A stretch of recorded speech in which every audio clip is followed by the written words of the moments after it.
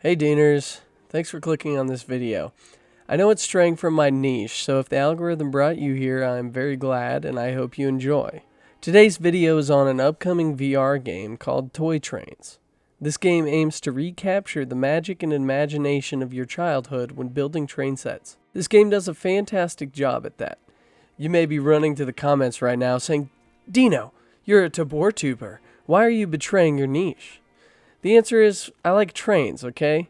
And on my purple loot analysis video, I was called autistic. So I'm going to play this train game to prove that my interest in trains is no more exaggerated than anyone else's. I mean, who doesn't love trains, okay? Because everyone loves trains. I like trains. I like trains. Toy Trains VR is a simple but fun game where you get to connect these points of interest together using the rail tracks. As far as the demo playthrough goes, you get introduced to each track type as you go on, making gameplay progressively more difficult and keeping it fresh. To be honest, when I first read about this game, I thought it would be a world builder game, like Roller Coaster Tycoon or City Skylines, which is what I was hoping for. That may be in this game's future, but as it stands, there are no resources to budget and not much progression. I was thinking it would be model trains in VR, with different engines, cars, track junctions, stations, tunnels, and building scenery around the railroad.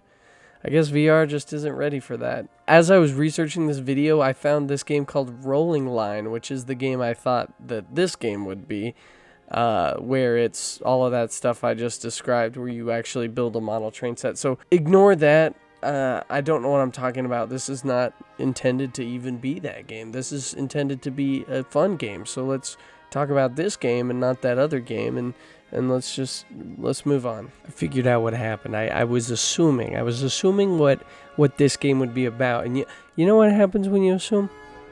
Makes an ASS out of you and me.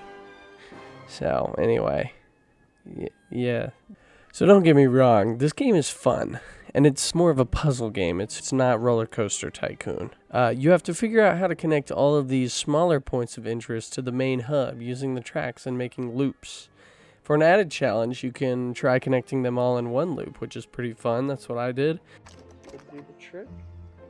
We attach our train. It just changed direction, but that works. The game starts you out on a simple flat map without much obstacles, and then the game ramps up the difficulty in the obstacles, adding rivers. You have to navigate through narrow patches of trees, elevation changes, and all sorts of things like that. So it's definitely quite fun, but I'm not sure how much content there can really be with this premise.